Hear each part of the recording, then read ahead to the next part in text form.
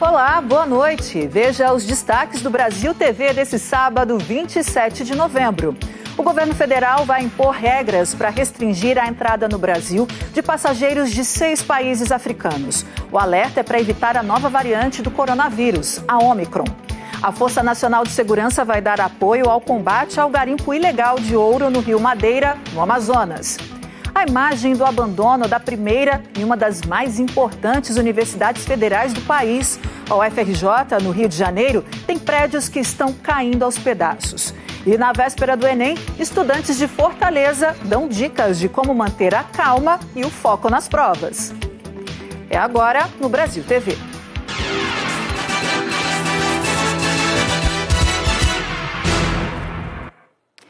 A partir de segunda-feira, o Aeroporto Internacional de Guarulhos deixa de receber voos de 6 países da África. A preocupação é com a nova variante, Omicron. O Ministério da Saúde garante que nenhum caso foi identificado ainda no Brasil, mas enviou um alerta aos estados para que aumentem a vigilância. Raquel Honorato. Na recomendação, a Anvisa afirma que as medidas restritivas são para o controle da disseminação da nova variante detectada na África do Sul, Botsuana, Eswatini, Lesoto, Namíbia e Zimbábue. A área técnica da agência reforça que essa nova variante parece ter maior transmissibilidade e provavelmente está ligada ao aumento contínuo de infecções nesses países que estão com baixa cobertura vacinal. Países como Itália, Alemanha e Reino Unido já começaram a restringir a entrada de viajantes dessas regiões. Por isso, a agência recomendou ao governo brasileiro a suspensão de autorização de desembarque nos aeroportos de estrangeiros que tenham passado por esses 6 países africanos, até 14 dias antes da chegada ao Brasil. E quarentena para os brasileiros que também estiverem nesses 6 países por um período de até 14 dias. Esses 6 países não têm voos direto para o Brasil. Por isso, a Anvisa recomendou que viajantes que estiveram nesses países e tentarem entrar no Brasil por outros meios de transporte também sejam barrados. As recomendações da agência foram enviadas à Casa Civil da Presidência da República e aos Ministérios da Justiça, Infraestrutura, Relações Exteriores e da Saúde, responsáveis pela palavra final sobre as recomendações. Raquel Honorato, para o Brasil TV. Em Minas Gerais, autoridades e cientistas também já começaram a monitorar a nova variante do coronavírus. Uma nova variante com até 50 tipos de mutações. A Omicron, descoberta na África do Sul, tem preocupado autoridades em todo o mundo. Ela foi classificada pela Organização Mundial de Saúde como variante de preocupação e foi colocada no mesmo grupo de versões do coronavírus que já causaram impacto no aumento de casos registrados durante a pandemia, como a Alfa, Beta, Gama e Delta. Preocupa porque ela tem um número de mutações muito grande no seu genoma, principalmente naquela região que é conhecida de espícula, que é importante para o vírus penetrar na célula, então por isso aumenta a quantidade de vírus dentro da célula e a consequente transmissão desse vírus entre as pessoas, mas também é a mesma região que é o local onde os anticorpos que são produzidos pela vacina se ligam.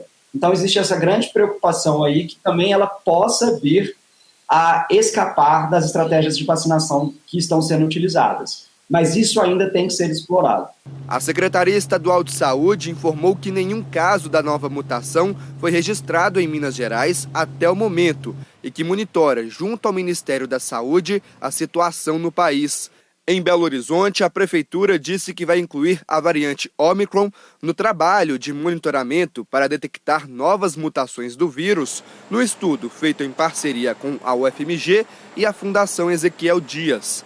Ainda de acordo com a Prefeitura, pessoas que chegam à capital em voos internacionais são monitoradas. As equipes da Secretaria Municipal de Saúde entram em contato para tirar dúvidas sobre sintomas da doença e orientam quanto às medidas a serem adotadas, reforçando a necessidade da quarentena. Ainda não se sabe se a variante Omicron é mais transmissível ou mais letal que as outras. Mas com a proximidade das festas de fim de ano e o carnaval, especialistas alertam para os riscos diante dessa nova mutação do coronavírus. Uma aglomeração da forma como é o carnaval, eu acredito que ainda seja bastante temeroso neste momento. A gente tem relatos de novas variantes, principalmente em locais onde você tem pouca cobertura vacinal. Então, neste momento, a liberação do carnaval ainda é algo que nós temos que pensar e avaliar com bastante cuidado. Segundo o secretário estadual de Cultura e Turismo, a situação precisa ser avaliada com cautela e ainda não é possível confirmar a realização ou não do carnaval. Precisamos estabelecer um planejamento, um diálogo, um entendimento mais profundo da questão, baseado, obviamente, nas questões da ciência, das possibilidades de haver ou não carnaval. É um momento importante de encontro, é um momento importante para a economia de vários segmentos e precisa ter um olhar muito apurado, muito cuidadoso e com muito diálogo também nesse momento, para não haver um desmantelamento maior do que o que já houve. Vários estados tiveram hoje o segundo sábado de mutirão de vacinação contra a Covid. Antônio Coelho. Em Pernambuco, quase 600 mil pessoas estão em atraso com a vacina da Covid. Esse número envolve gente que ainda nem tomou a primeira dose e também pessoas que deveriam ter tomado a segunda dose ou o reforço, mas até agora não procuraram os postos de vacinação. Neste sábado, as 3 maiores cidades da região metropolitana fizeram ações para tentar reverter esses números. Em Jaboatão dos Guararapes, a van da vacina esteve na Praia de Piedade. Muita gente procurou o serviço. No Recife, o carro da vacina visitou 2 comunidades. As pessoas puderam tomar a primeira, a segunda e a dose de reforço. E em Olinda, os agentes de saúde visitaram 18 comunidades, também para aplicar doses diversas de imunizantes variados. Antônio Coelho para o Brasil TV. O governo federal vai enviar a Força Nacional de Segurança para apoiar as ações de repressão ao garimpo ilegal de ouro no Rio Madeira. Quem tem as informações é o Leandro Guedes. O Ministério da Justiça ainda não informou quando a Força Nacional será enviada a Manaus, mas o envio dessas equipes será uma resposta a um pedido de caráter emergencial feito pelo governo do estado, que solicitou auxílio para as equipes de resgate e de segurança do estado, do IBAMA, da Marinha e também da Polícia Federal, que fazem parte da operação de combate ao garimpo ilegal. Inclusive, na manhã de hoje, 2 helicópteros do IBAMA levantaram voo aqui da capital para sobrevoar a área onde estavam atracadas as balsas com dragas de garimpo. Segundo o Ministério do Meio Ambiente, essas equipes estão fazendo um monitoramento da área e apontando alguns locais para as intervenções das forças de repressão. Inclusive, a Polícia Federal, que coordena essa operação, também já está no estado. Segundo o governo do Amazonas, essas ações de repressão serão realizadas entre os municípios de Atalaia do Norte e Altazes. Leandro Guedes de Manaus para o Brasil TV. As tarifas de pedágio deixam de ser cobradas em quase todas as rodovias federais e estaduais do Paraná a partir de hoje. Patrícia Pivetta. A praça de pedágio mais cara do Paraná está entre as que não tem mais cobrança de tarifa. Aqui em Jataizinho, perto de Londrina, o motorista de um carro, por exemplo, pagava R$ 26,40 pelo pedágio. Agora não paga mais nada. Os contratos de concessão de 3 concessionárias responsáveis por 14 praças de pedágio encerraram à meia-noite de ontem. E à meia-noite de hoje, ou seja, na madrugada de sábado para domingo, terminam os contratos de outras 3 concessionárias que têm 13 praças de pedágio espalhadas pelo estado. O trânsito de veículos é direcionado para as laterais da rodovia, por ser mais seguro, segundo a Polícia Rodoviária. Enquanto não ocorre o leilão do novo modelo de concessão, previsto para daqui 1 ano, o governo do Paraná fica responsável pelo atendimento em caso de acidente e também socorro mecânico. Patrícia Pivetta para o Brasil TV. E só foi liberada hoje à tarde a rodovia no Ceará, onde uma carreta tombou ontem. Uma pessoa morreu. Maristela Glaucia. O acidente aconteceu no quilômetro 119 da BR-222, próximo à cidade de Itapajé, aqui no Ceará. Rômulo Nascimento Ferreira, de 30 anos, natural de Canaã de Carajás, no Pará, vinha conduzindo essa carreta bitrem carregada de óleo vegetal quando perdeu o controle do veículo e acabou tombando na pista. A rodovia ficou bloqueada nos 2 sentidos por conta da grande quantidade de óleo derramada, o que gerou um grande congestionamento. Ainda ontem à noite, 2 guinchos fizeram a remoção da carreta. Durante todo o dia de hoje, foi realizado o trabalho de limpeza. Um produto específico foi utilizado para a remoção completa do óleo. O trabalho foi demorado, mas a rodovia só foi liberada quando passou a oferecer novamente condições seguras de trafegabilidade para os veículos. Maristela Gláucia, para o Brasil TV. A Universidade Federal do Rio de Janeiro, uma das maiores do país, sofre com cortes no orçamento. O resultado, prédio caindo aos pedaços e sem manutenção. Algumas vigas estão presas por cordas. Teto e paredes caindo aos pedaços. As lajotas das paredes estão se desfazendo completamente, a fachada externa está caindo, são pedaços grandes, então tem áreas intestadas aqui do lado externo, porque é um risco para qualquer pessoa que estiver passando. Esse é o prédio da reitoria, onde também fica a Faculdade de Arquitetura e Urbanismo, o mais degradado segundo os alunos. Os vidros quebrados foram substituídos por tapumes. No pátio, pedras soltas, mofo e infiltração no teto. Na parte externa da Faculdade de Arquitetura, mais abandono, falta limpeza e capina. O escritório técnico da UFRJ, o ETU, ele publicou um laudo depois do incêndio que a gente teve no início do ano, que basicamente ele fala que a gente não pode acessar esse prédio, a gente tem risco de óbito. Se a gente quiser entrar, a gente tem que promover, a gente tem que assinar um termo de risco de vida. Então a gente, como estudante, a gente se sente desamparado. Outro prédio degradado é o do Centro de Ciências da Saúde. No Centro Acadêmico de Fonoaudiologia, tem bolsões de água no teto e, para segurar as goteiras, baldes no chão. A preocupação aumenta porque agora as turmas estão dentro da sala de aula. Nos últimos 3 anos, foi investido mais de 3 milhões de reais no edifício, de obras que já foram concluídas ali depois do incêndio de 2016 no 8º andar. Eu não recomendo que se use o edifício nas condições que estão hoje. Então a gente precisa melhorar essa parte elétrica para garantir que não vai ter um novo sinistro. Alunos do centro acadêmico estão fazendo uma mobilização na internet para chamar a atenção das autoridades. Os futuros arquitetos que estudam aqui temem pela perda desse patrimônio do Rio de Janeiro, já que o prédio foi tombado provisoriamente em 2016, depois de um incêndio que atingiu o 8º andar. Algum tipo de ajuda, algum tipo de visibilidade para o que está acontecendo, porque é um total descaso com a educação.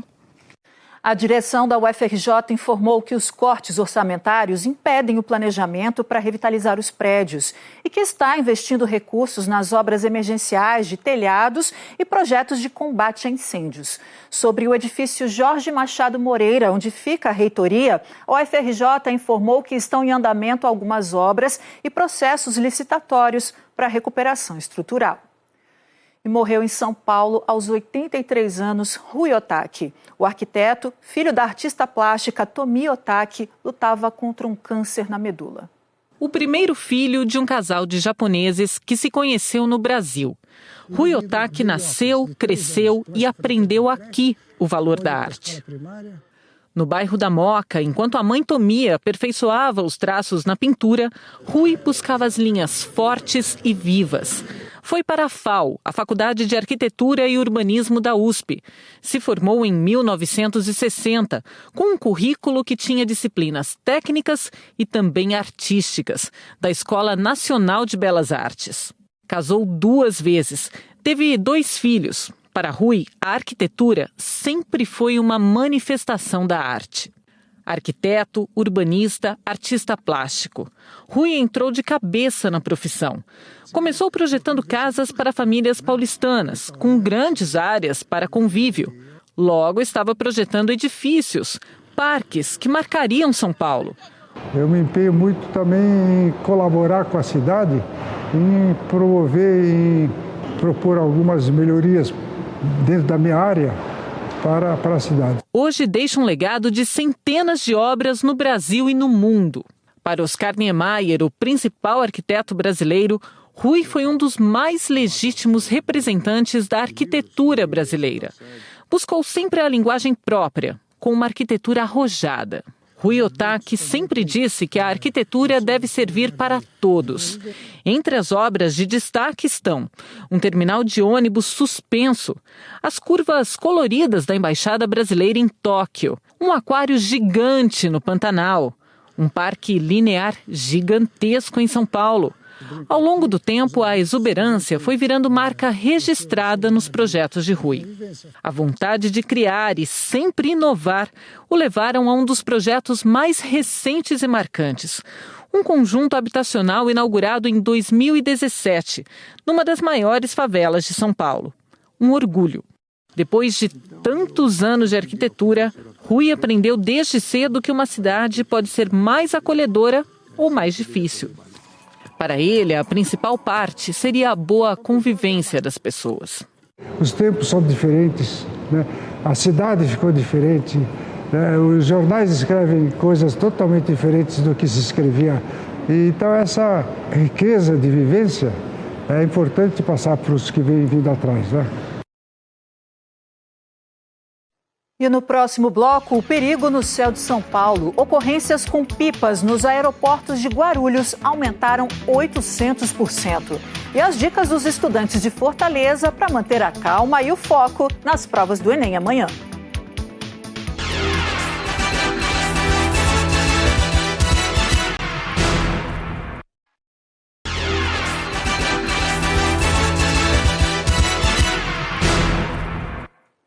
Estamos de volta com o Brasil TV. No Rio de Janeiro, a Polícia Civil fez uma grande apreensão de lança-perfume.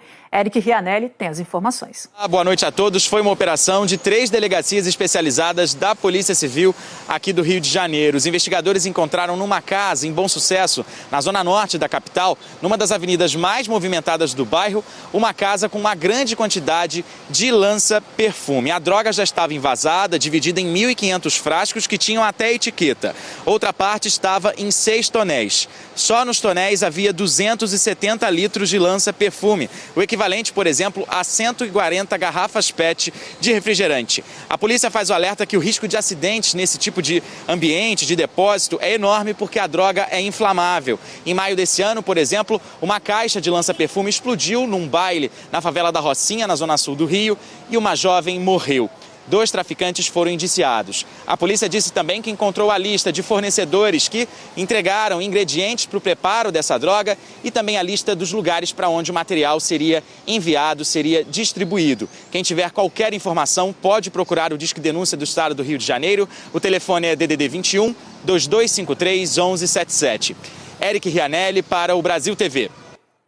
As ocorrências com pipas na região do aeroporto de Guarulhos, em São Paulo, cresceram mais de 800% este ano, um número impressionante. E com a chegada do fim do ano, período de férias, o alerta é ainda maior. Se essa rede elétrica falasse, ela é uma testemunha silenciosa do que acontece no Jardim Julieta, em Guarulhos. Difícil é achar um espaço no fio sem um pedacinho grudado de pipa. É que quando a criançada da região não está na aula, soltar pipa não é crime, é uma atividade lúdica e esportiva. O problema é onde encontrar um espaço livre para praticar essa brincadeira na região metropolitana de São Paulo. Rafa, que é da Associação de Pipa Esportiva do Brasil, já viajou o país praticando o esporte. E o exemplo de Manaus é o que ela mais gosta de contar. Em Manaus, o governo apoia bastante. Coloca cabos de aço nas vias para que caso a linha caia não machuque ninguém. Tem espaços certos, tem as placas sinalizando que é pipódromo. Todas essas pipas aí foram apreendidas por agentes no aeroporto de Guarulhos. Em todo o ano passado, só no entorno do aeroporto foram registradas 56 ocorrências com pipas. Em 2021, até agora foram 457, um aumento de 816%. E detalhe, Desse total, 126 foram entre os dias 13 e 15 desse mês. Uma simples pipa é capaz de gerar impactos bem sérios na aviação. É que quando uma linha com cerol se enrosca num avião, coloca em risco os pousos e decolagens. A cada avistamento, a cada queda de pipa ou balão na pista, ela obriga, por segurança, a gente interromper as operações para fazer vistorias ou recolhimento. Isso, em média, resulta para a gente quase 10 minutos de parada de pista. E isso, consequentemente, envolve, em média, de 2 a 3 aviões impactados a cada parada que a gente faça. O que é brincadeira para as crianças é fonte de renda para o Luiz. Ele é pipeiro profissional. Sobrevive vendendo as pipas que produz. Muita gente vive disso, depende disso para trazer comida para dentro de casa, sustentar filhos, entendeu?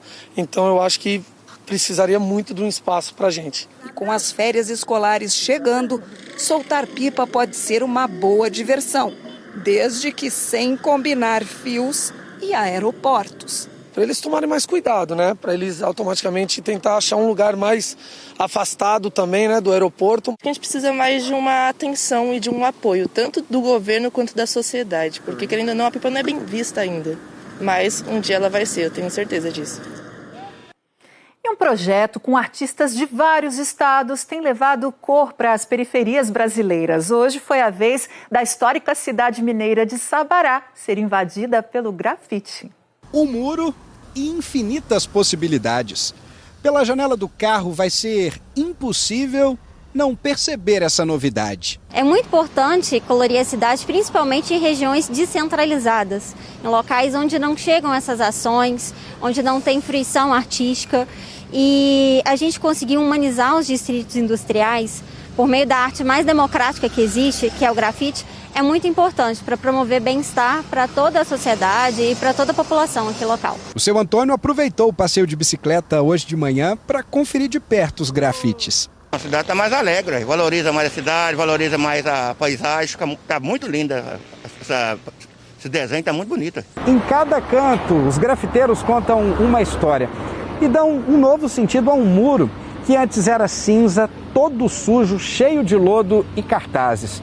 Aqui em Sabará, essa galeria a céu aberto aí tem quase 1 quilômetro de extensão. E a cidade que respira história agora desenha um novo capítulo. É um atrativo a mais para o morador pegar o celular, fazer uma foto ou um vídeo e compartilhar. Uma arte assim merece ganhar o mundo. Antes de Sabará, outras cidades de Minas receberam o projeto. Em João Monlevade, na região central, foi feita a maior empena do interior do estado. Para mim, a arte é tudo, né? A arte é minha vida, né? Que eu já faço isso desde criança, né? E quando eu faço, ainda mais o que lembra a minha cidade, né? E os moradores se identificam, tirando a técnica, né? Que eu também venho aprimorando também e tudo mais. Isso em questão de valores é muito importante para mim, entendeu? Mas grafite não é só arte, é representatividade também. No mural, orixás ligadas à água. Numa cidade marcada pela religiosidade, o sincretismo é uma homenagem ao passado. Porque quando a gente fala de ancestralidade, não tem como a gente não falar de orixá. Não tem como a gente não falar das nossas forças, das forças que nos regem, da nossa fé. Não tem como a gente não citar isso. Aqui, o espaço é todo delas. Mulheres, artistas, grafiteiras sim, com muito orgulho. É muito importante para mim, enquanto artista, mas também é muito importante para a cidade, para as mulheres da cidade, em questão de representatividade. Hoje tem aqui no muro várias mulheres artistas pintando. E a mulher passar e ver que ela também é capaz, que ela também tem esse espaço, é maravilhoso. Que é a nossa contribuição para a cidade, sabe? É tipo poder vir aqui deixar a sua arte, deixar uma expressão artística e poder saber que a pessoa vai passar aqui, vai ter um novo olhar sobre esse muro. Muito bonito. E uma orquestra brasileira, a Sinfônica do Teatro Nacional de Brasília, ganhou 2 prêmios internacionais em Washington, nos Estados Unidos. Quem mostra pra gente é a Sofia Correia. A Orquestra Sinfônica do Teatro Nacional Cláudio Santoro não ficou parada durante a pandemia. O maestro titular do grupo conta que os 80 integrantes aproveitaram o tempo longe dos palcos para colocar em prática um desejo antigo: publicar vídeos na internet. Criamos um modo onde cada artista, cada músico, através do seu celular, gravava uma parte de uma música que nós tínhamos e juntávamos tudo isso, fazíamos a edição e começamos a mostrar que nós estávamos ativos, que nós éramos resistentes. Os vídeos chamaram a atenção de Brian Grundstrom, um compositor de Washington, nos Estados Unidos. Ele é amigo do maestro Cláudio Cohen e convidou a orquestra de Brasília para juntos fazerem um vídeo. Cada artista de sua casa gravou uma parte da ópera inédita composta pelo próprio Brian. E depois, os vídeos de cada integrante foram editados nos Estados Unidos. Quando a gente ensaia com a orquestra, com o maestro, todo mundo junto, a gente está ali percebendo o que está acontecendo, a construção. Agora em casa, cada um tocando a sua parte, você não tem ideia do resultado final, né? Os artistas gravaram um trecho da ópera Por Quem os Sinos Dobram, baseada no romance escrito em 1940 por Ernest Hemingway, um clássico da literatura americana.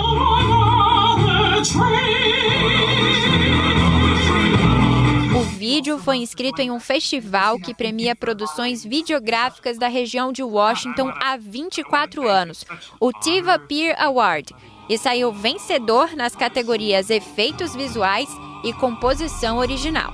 Eu acho que o significado disso, não só para a orquestra, mas para Brasília, né, e para os órgãos culturais da cidade, é mostrar que Brasília tem artistas e música de altíssimo nível de qualidade internacional, né? Eu posso dizer isso, que a nossa orquestra é uma orquestra de qualidade internacional e a prova disso está aí nesse prêmio.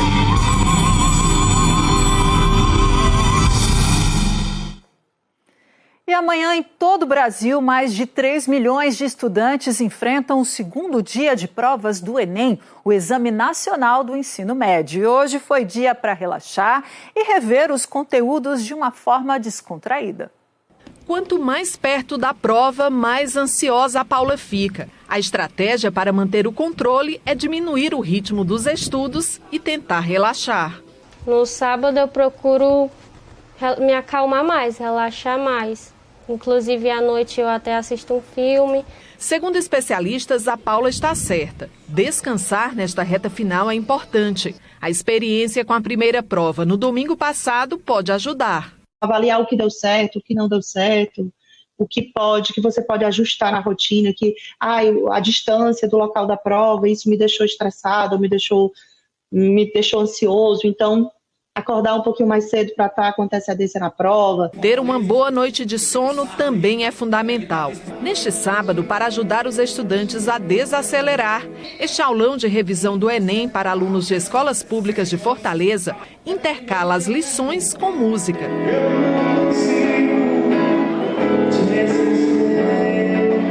Nesta escola, as revisões de física, química, biologia e matemática também ganharam espaço para apresentações de teatro e troca de experiências com os professores. Vocês já estudaram o que tinham que estudar, vocês já sabem o que tem que saber, vocês já estão preparados para isso. Para trabalhar o lado emocional dos candidatos ao Enem às vésperas da segunda prova, a escola aqui fez uma atividade diferente. Tirou os alunos de sala e trouxe para o pátio para eles fazerem pintura em tecido. Um momento para falar sobre sentimentos, expectativas e sonhos para o futuro. Próximo ano tem um mercado de trabalho, tem mais vestibular, tem tantas coisas e nós esperamos que tudo dê certo. E também tem a pandemia que está amenizando, né?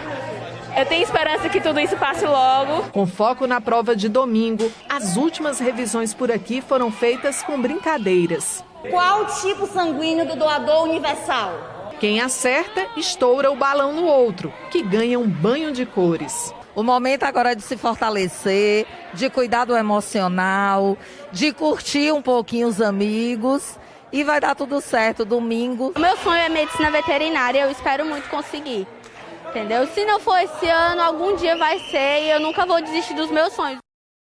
Uma boa prova para todos que vão participar do Enem amanhã. O Brasil TV fica por aqui. Outras notícias logo mais no Jornal Nacional às 8h30 da noite, hora de Brasília. Uma ótima noite para você. Aproveite o domingo. Até a próxima.